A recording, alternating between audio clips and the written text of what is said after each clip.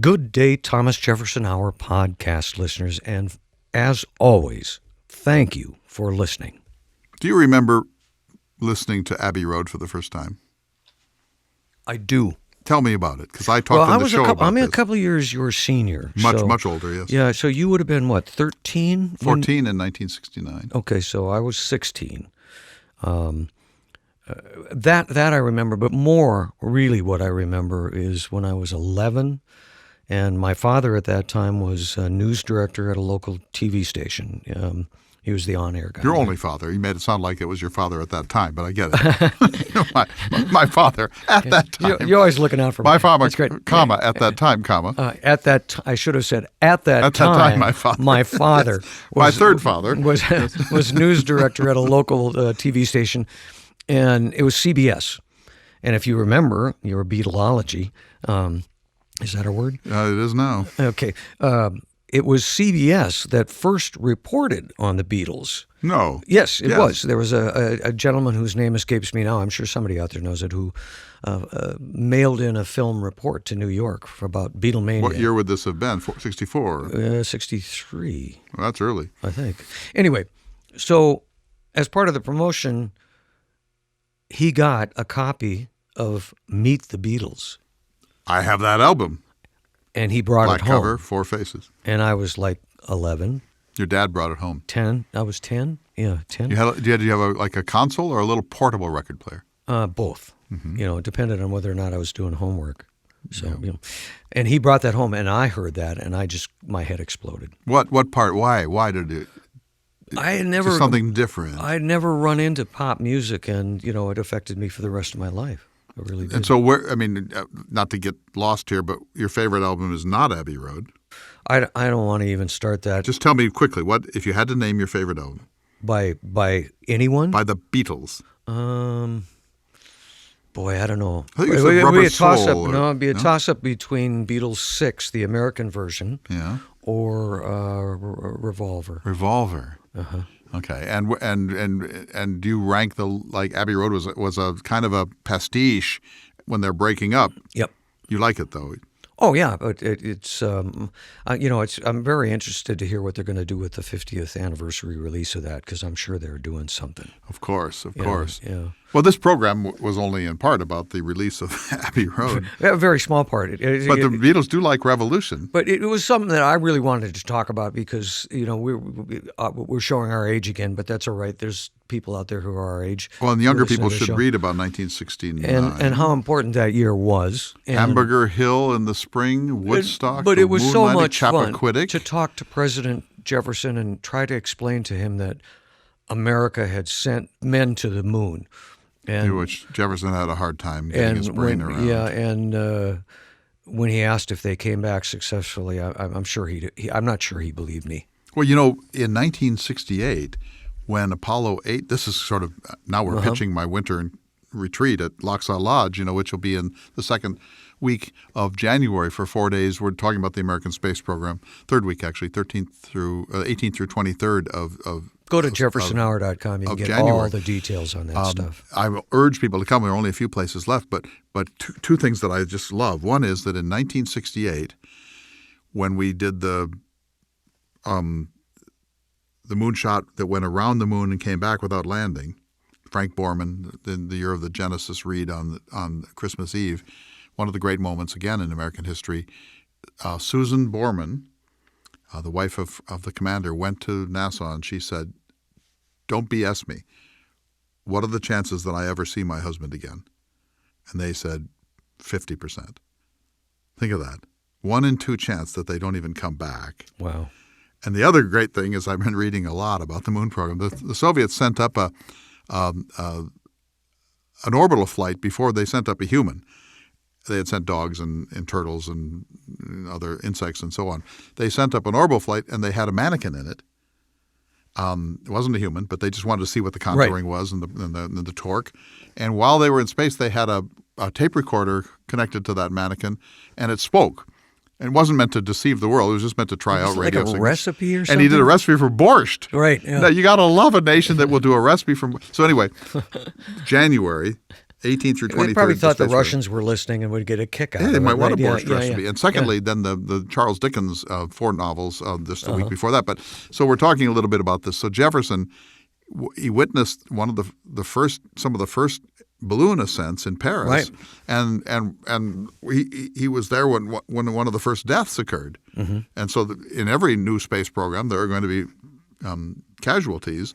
And Jefferson saw this and he thought, oh, this is a setback for, because they were using hydrogen then. They didn't know helium yet. If they knew it, they couldn't isolate it. And so they were using hydrogen. Well, that's what took the Hindenburg. The hydrogen is incredibly volatile.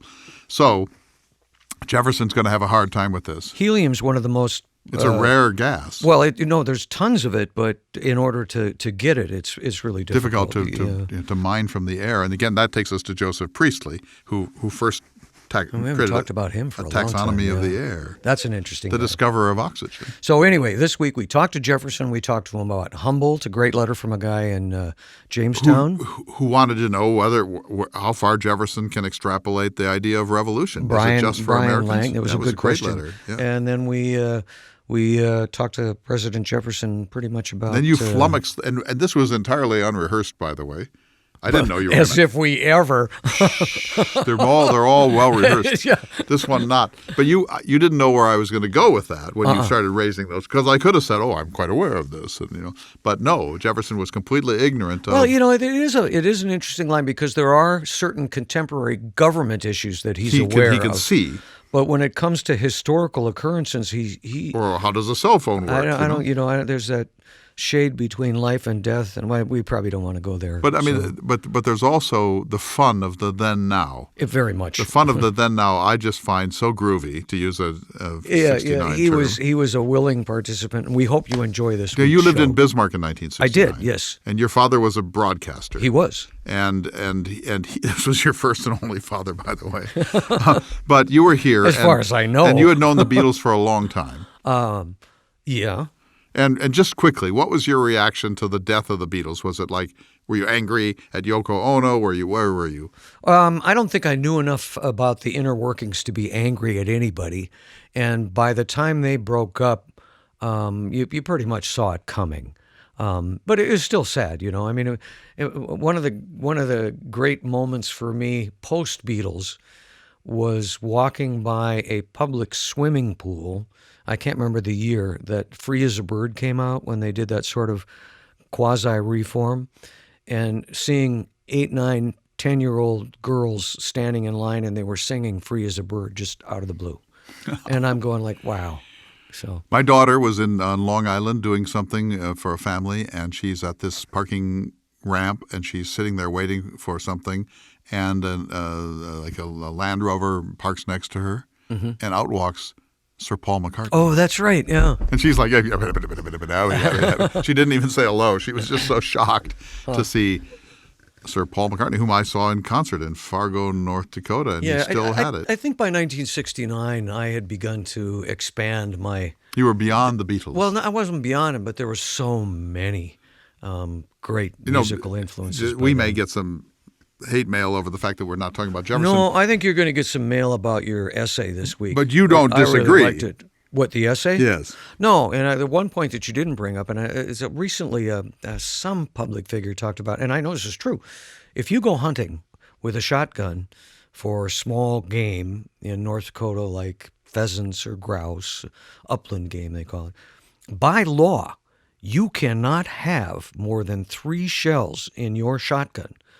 And if you are caught with more than 3 shells, in fact, a lot of shotguns are made so they will not hold more than 3 shells. And that seems to be, nobody's having trouble with that. We accept that little reg. So, I agreed with your essay in the sense that the arguments against regulation of firearms is really hollow. I but agree. let's not. But let's let the people hear. Let me it. ask you one last question Okay. before we go to the show. Okay. By the way, there are a couple of places left in the France trip. There are a few places left in the Dickens, and even fewer left in the winter encampment for the space program. So now is the time. But And go to I'll be Jefferson good and Hour. only say that we really appreciate Send your in your support money, of your the show. ranches, your No. saddles. We just, since I can never joke about that because I take it too seriously. It's close to my heart. I really Here's my appreciate question people for you. who support the I show. know this possibly exposes you slightly. But I won't answer it then. I was never a rocker, but you were, and you recently had a reunion concert. Oh, we did. Yes, it was great fun. What was that? You played what? Well, there was a band down the street when I was like just a kid, a sophomore, and they were all older than me by a couple of years. This would be 1966 or so. Somewhere there. And I used to go hang out and kind of drool at the door, and then they finally let me in. And you played what, a guitar? No, actually, I got to play. I played some drums with them when their drummer was out of town, and so they started doing these reunion gigs by request several years ago, and then I got invited to tag along, just like the old days. So I'm still the sophomore. You're just the kid again? Yeah.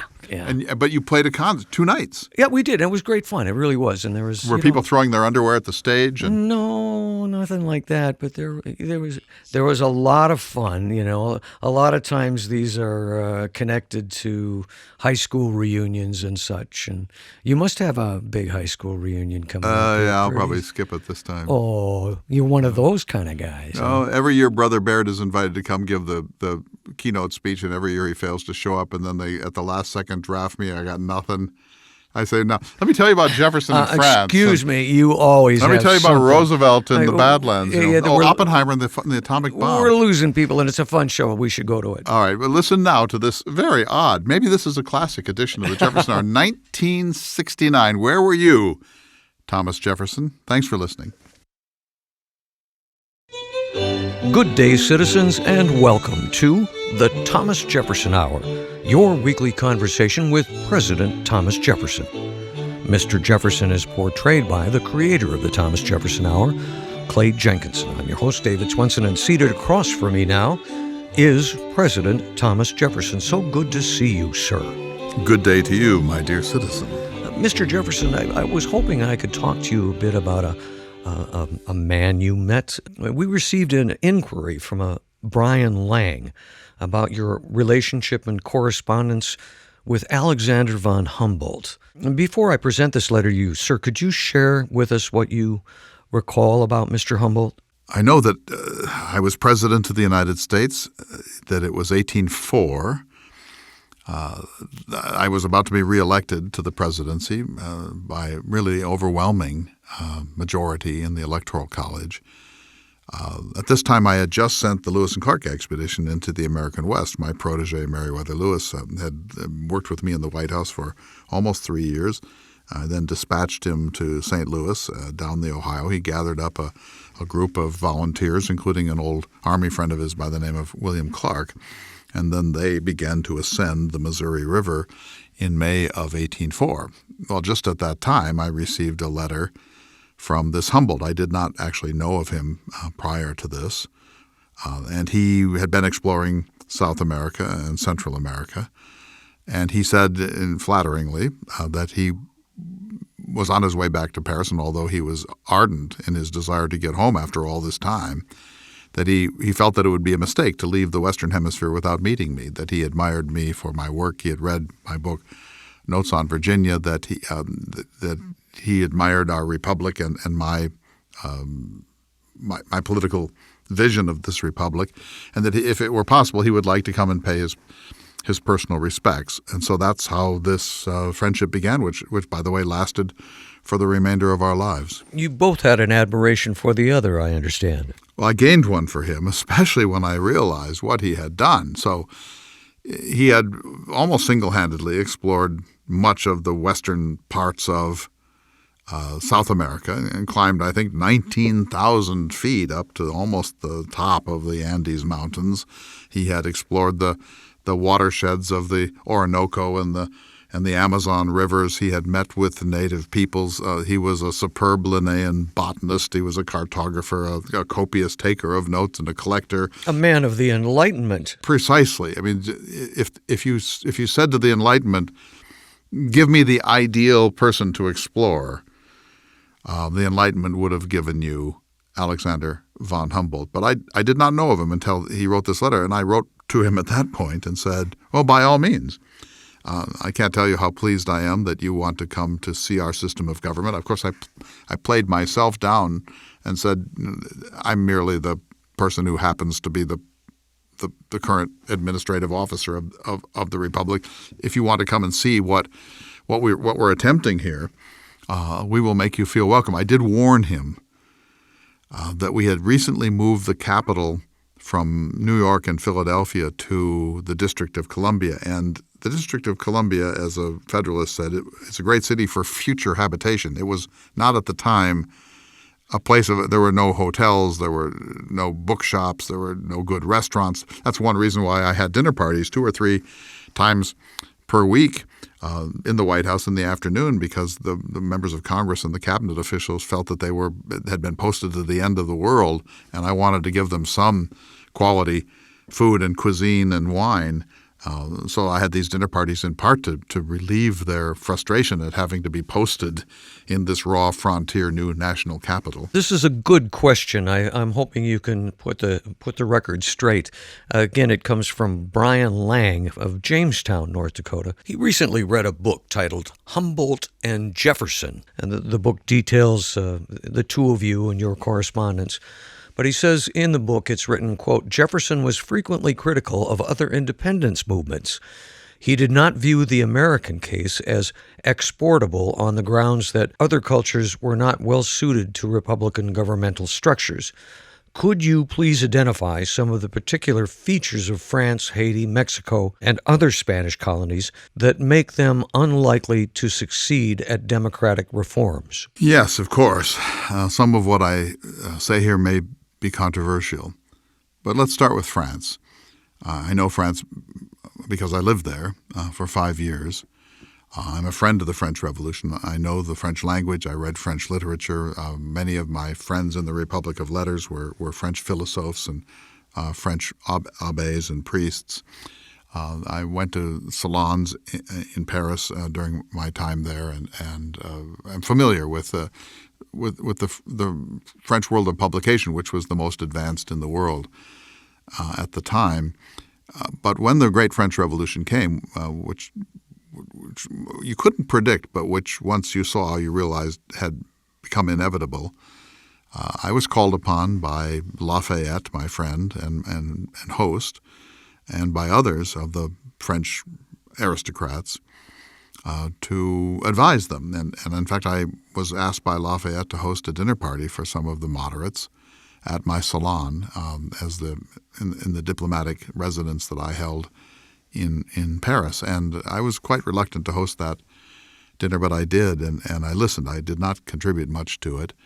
I mostly listened as they discussed liberty and what parts of the great template that we created in the United States could be transferred to France. And when I was really called upon to speak my mind, I suppose I disappointed some of them by saying that which works in the United States won't necessarily work here. For one thing, we're in a new continent, far away from the havoc of the old world, and we have no institutions that must be torn down. Secondly, we come from Anglo stock, and it's the British who gave us Magna Carta and the British Bill of Rights and the British common law tradition and the Glorious Rebellion. These things never happened in Prussia or the Italian states or Portugal or France. And so I said, if you try to go too far too fast, the ideal may be an American-style constitutional republic with a Bill of Rights and due process, but if you try to go too far too fast, you may invite a vicious and conservative reaction. You may invite a military dictatorship, which, as you know, is exactly what happened. I said, not all peoples deserve a maximum of self-government and liberty, but not all peoples are ready. So you were saying, sir, that it's just that these nations might not be able to absorb our system as quickly as we did. Exactly, that they should phase this in. So I thought in the short term for France, even though I knew that my friends there would be frustrated by this, I said in the short term, how about a constitutional monarchy like the British sort? In other words, the French monarchy was an absolutist monarchy. The king was actually the sovereign. He was the final arbiter in every possible way, and his word was law. He was above the law. I said, of course you don't want that any longer. But instead of going to a republic, why not a constitutional monarchy of the British sort? The British had reined in the monarchy after the Glorious Rebellion, and the monarch in some sense was subordinate to the primacy of the parliament. I said, do that for a generation or two and educate the people who are mostly illiterate and bring them along into these habits of self-reliance and self-government. And then once you have consolidated that, then move to the next step. And eventually, after a generation or two or three, you will get to an American-style republic. But if you try to jump there, you almost inevitably will bring about a terrible conservative reaction. Let me give you a chance to defend your position, sir. Mr. Lang ends his letter saying, quite frankly, in contrast to Humboldt, you came off as quite uncaring about the general welfare of anyone except fellow white Americans. Can you recall any occasions on which you expressed concern for the well-being of citizens of other nations? And he signs his letter, sir, with utmost respect. Well, I disagree with the tenor of that completely. What I've just been saying is that I felt such a deep concern for the people of France, the most amiable, polite, gracious, generous people that I ever met in my life. I wanted them to find happiness and to be well governed and to keep moving forward in the progress towards a due respect for the rights of man. And I was afraid that in their impulsiveness to get there too soon, they would wind up in a worse state than they had under the French monarchy. And I think in some respects that's exactly what happened. Not only did Napoleon come to power through a military coup, but Napoleon dragged France into these continental wars that killed millions of people unnecessarily. It was entirely unnecessary for the French Revolution to devolve into the madness, the reign of terror, the dictatorship of Bonaparte, and the World War that he helped to touch off. So my regard for the French people was such that I wanted to try to advise them, to protect them from making a kind of an impulsive mistake, an honest one, obviously, and one that one can certainly understand, but one that backfired. But let me just go to the other part of his query about Central and South America. There's a second factor there, and I know that this may seem controversial in your time, but I felt that nations that were emerging from Spanish Catholic colonial rule were going to take a very, very long time to be ready for self-government. That Catholicism, wherever there's a priestcraft, wherever there is superstition and the reign of a priesthood over the conscience of humanity, when the priest stands between the masses and their salvation and presumes to pretend to speak for God, that creates a kind of imbecility in a population, and it ripens them for despotism, and that this adds another factor to all of the factors that already exist in a people who have never known liberty or a Bill of Rights. And so that the fact that this came from Spanish colonialism, which is a very high-toned, violent, cavalier form of colonialism, exceedingly contemptuous of the underprivileged and particularly of Native peoples, and that it came from a profoundly Catholic regime, that these Central and South American countries would have a much longer probationary period to endure through secularization and public education before they could possibly begin to really think about self-government. Thank you, Mr. Jefferson. I must go back to your comments on Humboldt. I bet you wish you would have had him on the Lewis and Clark expedition. If he had come a year earlier, I would have done everything in my power to invite him to explore the American West on behalf of either the government of the United States or the American Philosophical Society. Very good, Mr. Jefferson. We need to take just a short break, but we'll be back in just a moment. You're listening to the Thomas Jefferson Hour. Welcome back to the Thomas Jefferson Hour, your weekly conversation with President Thomas Jefferson. Good to see you again, sir. Thank you, citizen. We've spent some time talking about Mr. Humboldt, and you've expressed your admiration for the man. I sent him a copy at his request of my only book, Notes on Virginia. He asked for it repeatedly, and finally I was able to find a way to send him a personalized copy of a book that he said that he greatly admired and helped him to think about the New World. I've been thinking about all the conversations we've had. Perhaps it's the fall coming on that's made me reminisce. But, stories about the history of our nation, about your views on government, about gardening, etc. and about you, sir. You were a man of vision, a man with a long view. You must have imagined the future of America on many occasions, and I'd like to talk a bit about that if we may. Of course.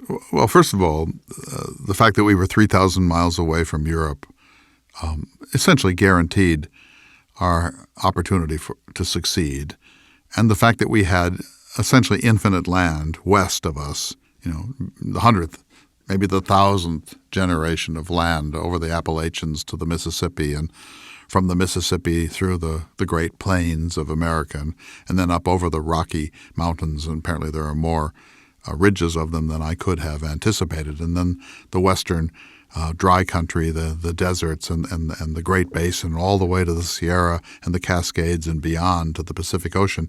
No country in the history of the world, not even Rome at the height of its imperial power, had this possibility, that there was an essentially open land that had never been touched by people with an alphabet, never been touched by people with metallurgy, never been visited by people with gunpowder.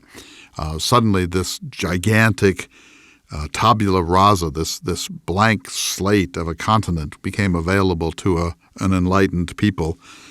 If you add those two factors up, our distance from Europe and the amount of bonus land, of essentially free land, of essentially virgin land west of the Appalachians, it effectively guaranteed the success of our experiment. I don't discount the problem of the native peoples who were already living on that land, but I thought there was probably room enough for everyone. You wrote, sir, I like the dreams of the future better than the history of the past.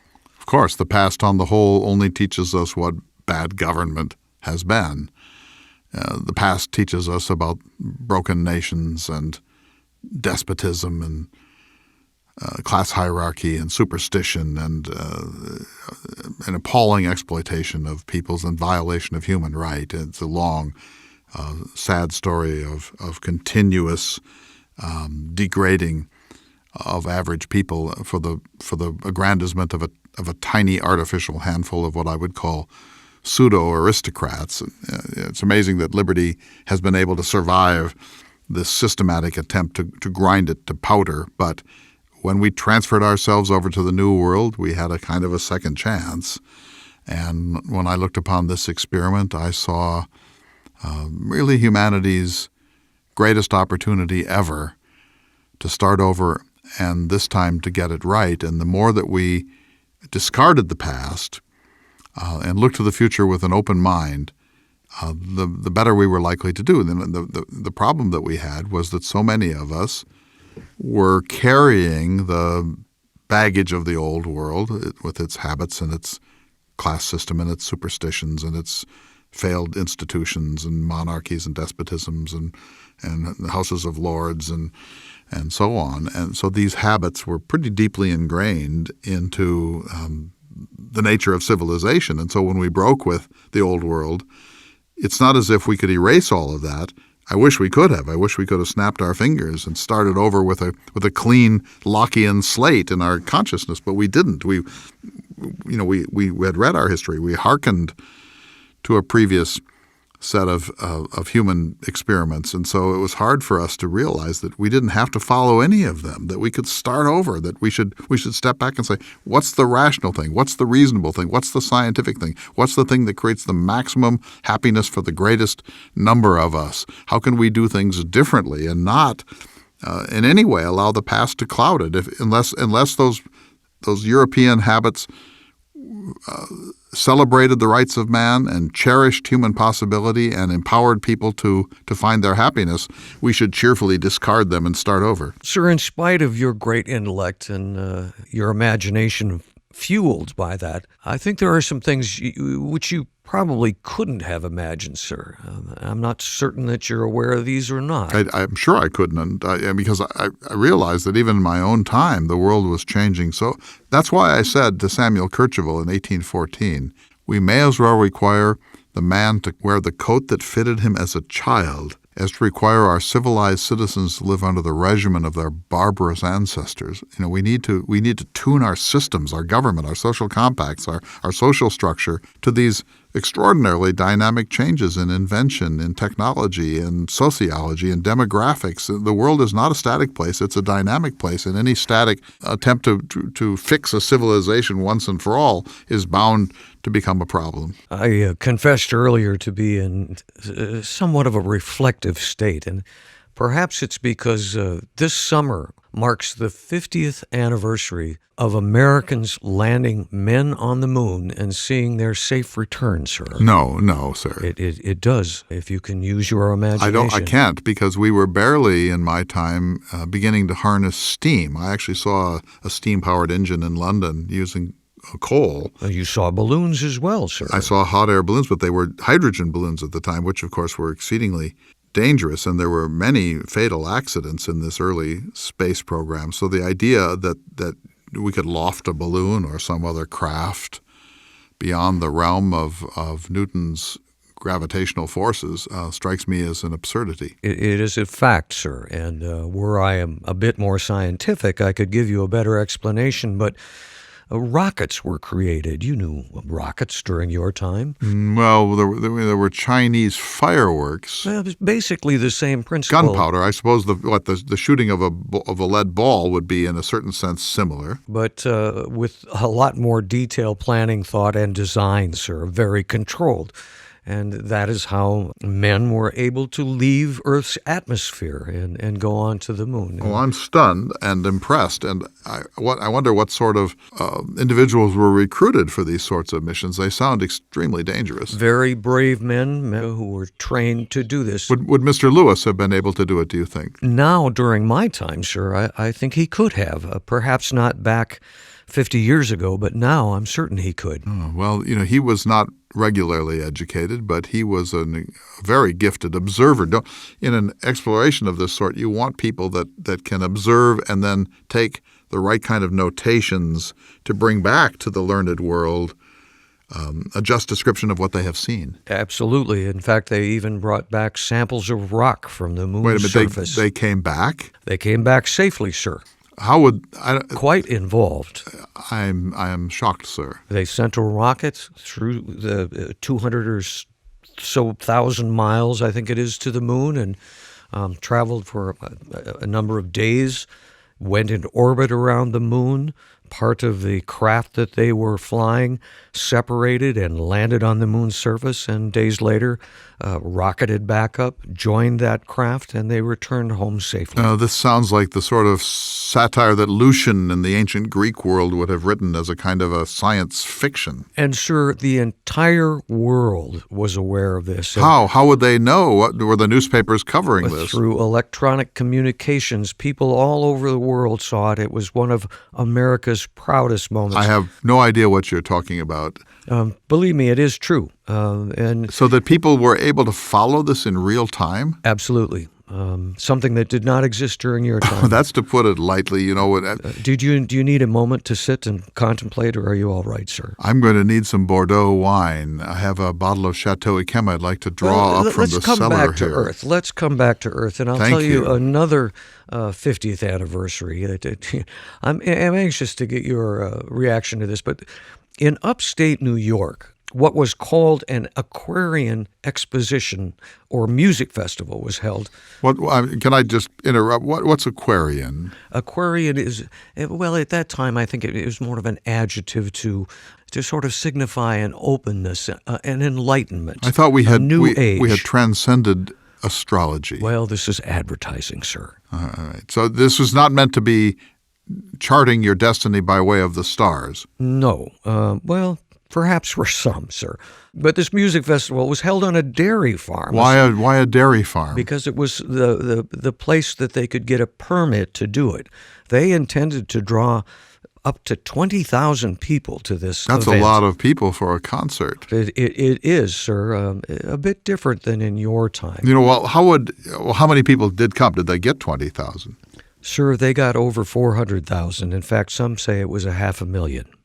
So here's my question. This was young people that gathered for 3 days. So let's say that they build some sort of a stage and someone is playing Bach's Brandenburg concertos on a harpsichord. How do people hear this beyond a few dozen yards? Well, we could get into a long conversation again. My scientific background is limited, but I can explain it to you somewhat, and it involves Mr. Franklin's electricity. But was there Bach? Was there Beethoven? Was there Mozart? I'm not certain that there was any classical music that you would recognize.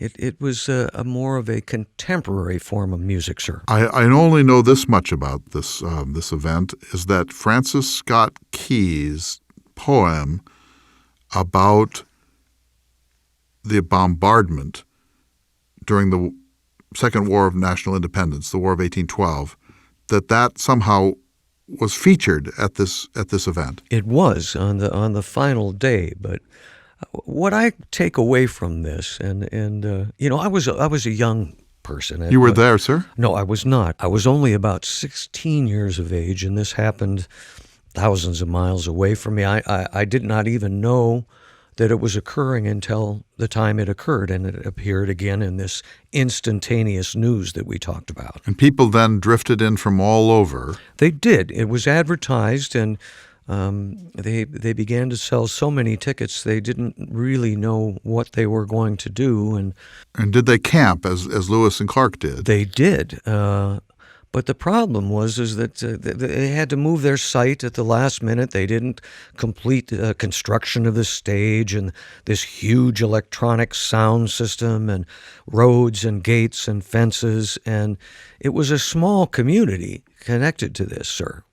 And so people are camping out. How do you feed several 100,000 people? Are they foraging in the woods? Well, this was a problem, and they had tried to plan for food, and there was some food available, but it became so overwhelming that the four men responsible for putting on the concert in the first place, this exposition, this gathering, decided on the first day that there was no way that they could let it go as a planned for-profit event, and they in fact declared it a free and open concert.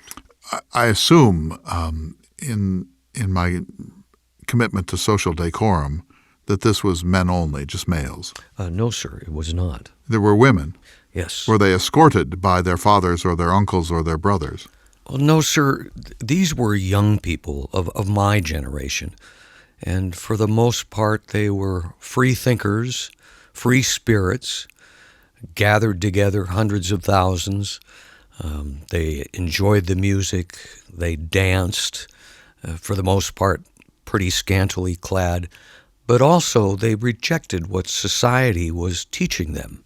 Well, I like a little rebellion now and then. Absolutely, but I don't sir. want women there unescorted. I hope they kept their clothes on, Let's didn't they? not get too sidetracked with that. They wanted a more enlightened America. At that time, sir, we were in the middle of a war half a world away, which had killed eventually over 58,000 Americans. Why would we fight a war abroad? And wounded over 300,000. And these young people were the fodder sent to that war, and they asked the same question you asked. Why are we fighting a war half a world away? I thought we were going to be a nation that minded its own business and never meddled in the world's arena unless the very survival of our nation were at stake. To me, sir, that's a big part of why this gathering was so socially significant.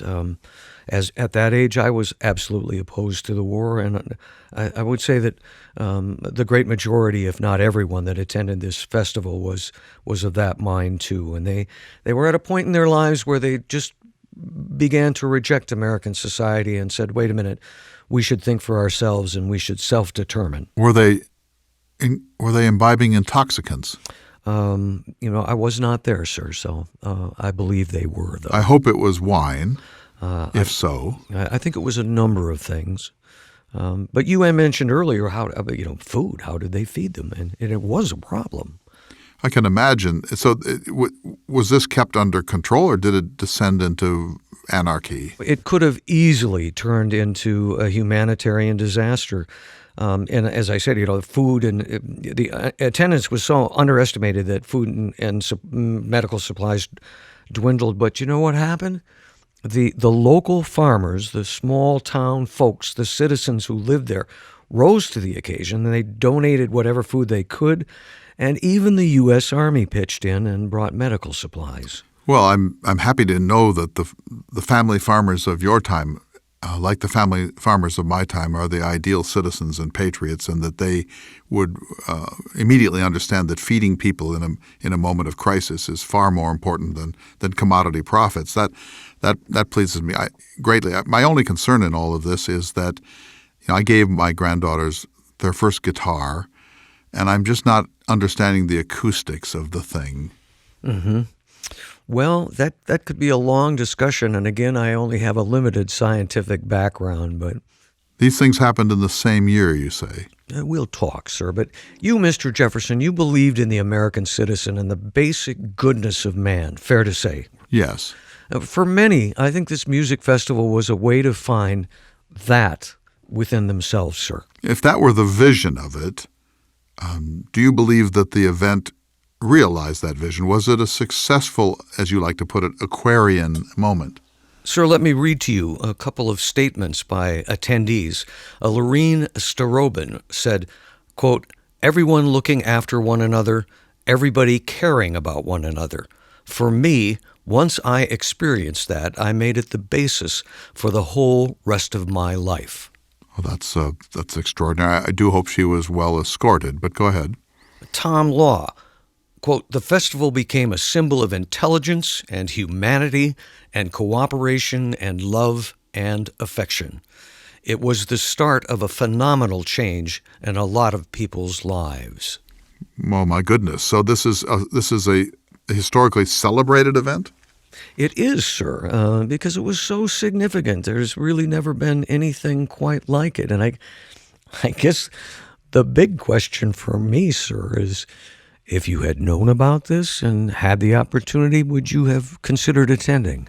No. Not? I might have made Monticello available to a concert of 20 or 30 people. Uh-huh. Too large of a crowd for you to handle, you think? Well, order matters to me more than almost anything in the world. The latrines, the zoning, the emplacement of tents, the policing of the anarchy, the distribution of the food, all these things. So a little too unplanned, unorganized for you, is that what you're saying? If they had contacted me, I would have gridded out the streets for them and maybe said, here's where the hospitals should be, and here's where the food service tents could be, and the medical care. The idea of people just sort of squatting and making their own way. I worry, sir. It was a significant public cultural event, sir, and it was called Woodstock. I guess I would be more interested in your moon exploration, because that sounds like it was a vindication of Newtonian mechanics. Very good, Mr. Jefferson. We need to take a short break, but we will be back in just a moment.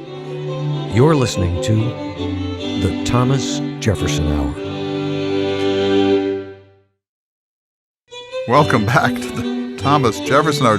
David, I've never seen Mr. Jefferson so perplexed and confused. I wish I would have had a little more time. I was going to try to explain to him the theory of amplified sound, but I'm afraid we would have gone down a rabbit hole that we would have never come out of. I mean, imagine poor Jefferson contemplating, give me an F, give me a U. What's that spell? What's that spell? Well, I didn't want to go there, but Yeah. I thought that those quotes, Richie Havens. those quotes that people about, for me, once I experienced that, it made the basis for the whole rest of my life. Yeah, I believe that's true. Well, I got to tell you, where it came from, which was this new public TV American experience documentary, Woodstock, and I happened to watch that, and I was really touched by it, and it brought back a lot of memories for me. I have listened to the soundtrack a million times, and I have watched the film, and this is, as we all know, this is 1968 and 1969 were two of the biggest years of the 20th century, certainly two of the biggest years of the post-war period.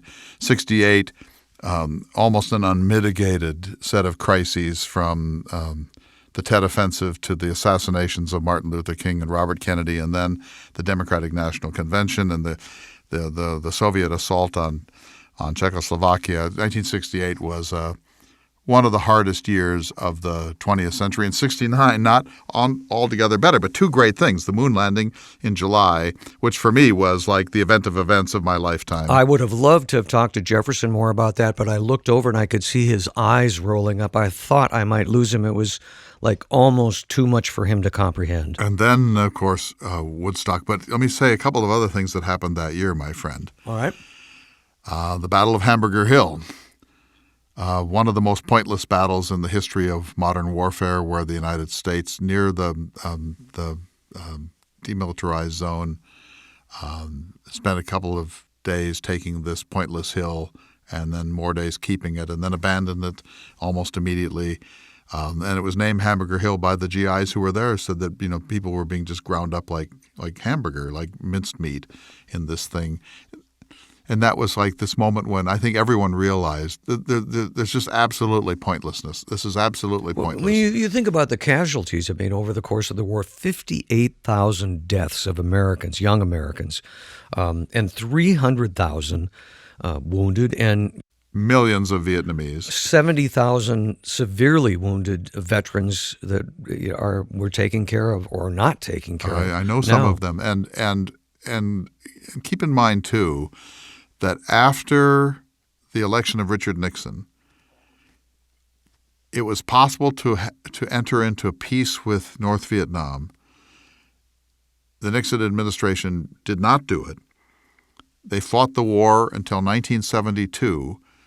More than 35,000 more Americans were killed, countless numbers of Vietnamese, and the final settlement of the war was no better than what we could have had in 1968. And Nixon and Kissinger knew this, and they talked about it. And Nixon said to Kissinger, "What should we do? We can't win, so what should we do?" And Kissinger said, "Let's hang in there for a while, and then we'll declare victory, and we'll get out." And they did this. This was one of the most cynical things that happened in my lifetime. When that war was over, we couldn't win it. We knew we couldn't win it. Walter Cronkite went to Vietnam after the Tet Offensive and said, "It's a quagmire. We've just got to get out." And we lingered for 5 more years. All that was going on, and we didn't know it, in spite of the fact that at the end, Walter Cronkite, who people who didn't live in that era can't even imagine the power of that man, just because of who he was and his authority. But we didn't know that Kissinger and Nixon were doing this secretly. No, I'm not sure they could get away with it as well now. It'd be harder. Yeah. And then that same summer, the Manson murders in Southern California, which rocked the world. But then finally, let me go to something positive. For me, I don't know where this is true for you, the release of Abbey Road, one of the greatest single moments of my life, and I can remember lying on the carpet in my parents' home in the living room. They had a huge console stereo. I had the album. I'd come home after school, play it day after day after day, and I would be in that haze that you were in as an adolescent, where this is a world like way beyond the prairies of Western especially North for Dakota. guys like us who grew up out in the middle of nowhere. And this was like a pipeline to the real world. It was mystical, and it was somewhat erotic, and it was adolescent, and it was magic. And I remember she came in through the bathroom window, and "Here Comes the Sun," and "While My Guitar Gently Weeps," and that. I mean, for me, there are many people. Every person has their album. But for me, the album of my adolescence was Abbey Road. That was also 1969. So what a year. But I had so much fun pretending to be Jefferson while you threw. He says, "Well, did they play Bach on a harpsichord?" Yeah, you did slip through a couple of times. Were they clothes? Well, I was hoping you would say, "Not always, sir." Yeah. Well, again, I have had the experience of pushing Jefferson too far. And have him walking out. He left, and I didn't want that to happen. But no, this was great because, the then-now feeling of this, like, what would someone like Jefferson make of any of these? I was disappointed that he said he wouldn't go. Oh, you wouldn't go? He wouldn't take in some sociological phenomenon. He would have gone with a couple of carriages and liveried servants and wine and scientific instruments, and he would have been measuring the crowd size, and he would have, you don't want Jefferson there. He'd say, "We could do this better. We could zone these things. How about everyone over here move to the left, move to the right? We'll create a little road." You don't want Jefferson there. He did bring up the national anthem, and I wanted you to make more of that because Jimmy, I was ready, but we ran out of time. Another one of the greatest moments of my lifetime is listening to Jimi Hendrix on the last day when there's just total exhaustion. He made that guitar sing. That is one of the most extraordinary moments of the 20th century. And it happened at 10 a.m. on the Monday following. It's all over. And so there were only about 30,000 people left. And it's a sea of trash and mud. And one of the people described it as looking like a Civil War battlefield. It did. Yeah. Yeah, that was a truly great moment. But here's to Woodstock. And Joe Cocker. Oh, yeah. A little help from my friends. That's another one of the 3 or 4 supreme moments of the 20th century. Again, a pitch for American Experience on PBS Woodstock. If you have any interest, it's great fun. But Jefferson, I've done a lot of work in the last few weeks because I led the Monticello group on the Lewis and Clark Trail, talking about the Moon program and talking about Lewis and Clark then and now, what kind of instruments they had, telemetry. They didn't need to come back and write books. Mr. Jefferson, they landed him on the moon. No, how no. How could they? You are lying, sir. Well, he didn't say that. No, he couldn't, but he was shocked. Well, thank you for indulging me, and thank Mr. Jefferson on my behalf as well for indulging me. I feel that you and I are so lucky, my friend. We lived through that era. I do too. We lived through the Kennedy era. Even the simplest things like going to the record store on Saturday and taking your $4 and thinking and going through all and then living with that record. I remember when now it's just disposable. It's everywhere. It's free, and it's not the same. When the needle would go out on your record player, it was a crisis. Like, Mom, Dad, it's $16 for a new needle. Can I get one? We're really showing our age. No, but we have been so fortunate. We're boomers who have lived through this remarkable time. I don't think you can say that of the 80s. I don't think you can say that of the 90s. This was something happened. Something happened in civilization that drew out this creativity. But I think Mr. Jefferson would say, gentlemen, we're not done yet. However, for this week's Thomas Jefferson Hour, we are done. We are done. How's that for a segue? Whoa. Thank you, Clay. And it is now time for this week's Jefferson Watch. In the wake of Dayton and El Paso, we flirt again with the idea of doing something to lessen or prevent mass gun violence in America. All the polls show the same thing. The overwhelming majority of the American people want reasonable gun regulation, serious universal background checks, the banning of certain types of advanced weapons of war, the right of communities and families to red flag people who should not be automatically entrusted with firearms. Some polls show more than 90% approval of some package of these modest measures to bring down gun violence. One recent poll indicates that 94% of the American people want thoughtful reform. And yet, all the wisest pundits and the professors say it's unlikely that anything will happen in Congress. The National Rifle Association, the loud contingent of Americans for whom there's really only one issue, and that issue is don't touch the Second Amendment, and our spineless politicians will do whatever it takes to deny the will of 90+% of the American people. Ah, democracy. Jefferson said that in a republic, even a narrow majority, 51% say, should be regarded as unanimous, the will of the community. And yet here in 2019, we see that a nearly unanimous feeling among the American people does not even qualify in the United States Senate as a majority. All you can say to that is WTF. It's time to stop treating the Second Amendment like the only pronouncement Moses brought down from Mount Sinai. No other constitutional amendment is treated like an unambiguous absolute. Not the First Amendment, not the Fourth, not even the Fifth. In spite of the strength and clarity of the First Amendment, there are reasonable regulations on free speech in America, reasonable regulations on freedom of conscience, reasonable regulations on freedom of assembly. We regulate the truck industry. We regulate hunting and fishing. We require you to have car insurance. We make you pass tests before you do all sorts of dangerous things in our society. And yet we've made an irrational, even insane fetish of the Second Amendment. Millions of people who wouldn't know a founding father from a freedom fighter, from a fascist, from a Freemason, think they have an interpretive lock on the Second Amendment, and yet they could not pass a simple civics test about the United States Constitution. Most of them could not name half of the other provisions of the Bill of Rights. Just try it. Any historical understanding of the Second Amendment begins with its actual purpose, not to turn the American people into a nation of mass shootings, but to ensure a people's defense system rather than a permanent military establishment, the hated standing army of the early American Republic. It wasn't about a home arsenal or a bump stock. It was about the militia training on the public green of a New England village to repel British redcoats if necessary. If you ask James Madison what we should do about guns now that there is no people's militia defense system, one thing is certain. He wouldn't say, "Oh, just arm yourselves to the teeth and kill tens of thousands of each other every year with those firearms." The whole Second Amendment mythology is based on a fundamental misreading of a 27-word sentence. Ask your nearest Second Amendment absolutist what Madison meant by a well-regulated militia and what difference that makes now, and just watch them turn like a deer in the headlights in response to your question. Can we please contemplate Canada? Canada is our sister nation just to the north across an imaginary line. They have fast food, they have malls, they have television, they have cars, they have national parks. They even have guns, and lots of them. But they regulate gun ownership carefully to make sure those guns are used for home defense and for hunting. And guess what?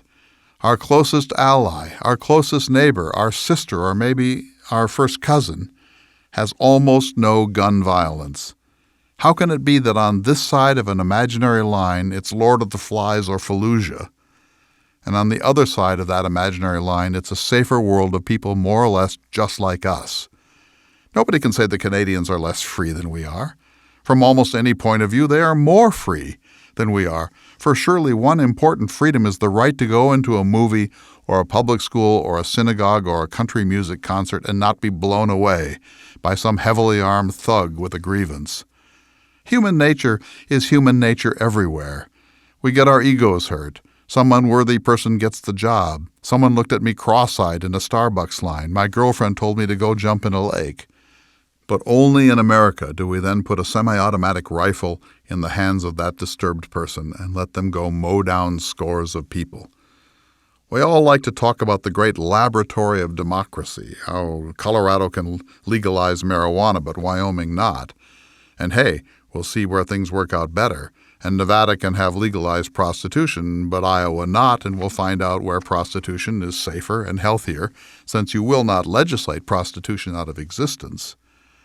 So let's look up towards Canada, our lovely, gentle, civil neighbor to the north, and ask how much our lives would really be diminished if we adopted their rational, sensible, humane, and civilized system of gun regulation. Two more things. First, when you try to have a rational conversation with your nearest Second Amendment absolutist, start a stopwatch and calculate how long it takes them to utter one of the two following moronic cliches. A, you know the first thing Hitler did when he came to power was confiscate all the guns. And B, yeah, first it's going to be bump stocks and then extended magazines, and before long they're just going to confiscate all of our guns. It's a frickin' slippery slope. The whole thing is just a liberal plan to take our guns away. And when they say those things, just actually laugh out loud and say, wow. So is that the level of your argument, or is it the level of your understanding? We've instituted speed limits, and yet that did not lead to the confiscation of the automobile. We regulate the stock market, and yet it did not lead to the confiscation of America's money supply. We outlaw child marriages and institute child consent and child rape laws, and yet we have not outlawed marriage in the United States. Civilized nations enact reasonable laws to prevent mayhem and to create a more perfect union, encourage domestic tranquility, secure the lives and fortunes of their citizens, and prevent madness. Whoever said guns are off limits to the fundamental duty of a civilization to make reasonable laws for the benefit of the largest number of people possible? And finally, it's time to end the filibuster in the United States Senate. We're a nation of 340 million people, and yet the only things that reach the Senate floor in our national legislature are those that the Senate Majority Leader, in this case Mitch McConnell of Kentucky, is willing to get to the floor. Kentucky has a population of 4.45 million. That's 1.3% of the national population. We need a system where any senator can bring a bill to the floor and it doesn't take 60 votes to pass it, but 51. That's what a democracy would look like. It is arguable that it is not Donald Trump who is the most powerful man in America, but Senate Majority Leader Mitch McConnell. The great business of the most important nation in the world is being held up by grim little men who are in bed with dark money and whose Commonwealth interests are a mere whiff of what 30 or 40 or 50 years ago might have been some little brand of civic idealism. A person visiting from Jupiter and seeing the gun violence of the United States, including the now monthly mass shootings, followed by the cynical, obscene, and even pornographic ritual known as the gun debate, would say, "This is a people who have a fatal kink in their souls." I'm Clay Jenkinson. We'll see you next week for another exciting edition of the Thomas Jefferson Hour. The Thomas Jefferson Hour is brought to you each week by Dakota Sky Education. The program is distributed nationally by Prairie Public Radio. President Thomas Jefferson lived from 1743 to 1826, and this program presents his views. President Jefferson is portrayed by the award-winning humanities scholar and author, Clay S. Jenkinson. To obtain a copy of this or any past show for a $12 donation, please call 888-828-2853. Again, that number is 888-828-2853. This program is also available online at jeffersonhour.org and on iTunes. If you'd like to correspond with President Jefferson or submit a question for him to answer on the program, please visit the website at jeffersonhour.org. The Thomas Jefferson Hour is produced at Makoche Recording Studios in Bismarck, North Dakota. Music by Stephen Swinford. Thank you for listening. Please tune in again next week for another thought-provoking, historically accurate program through the eyes of Thomas Jefferson.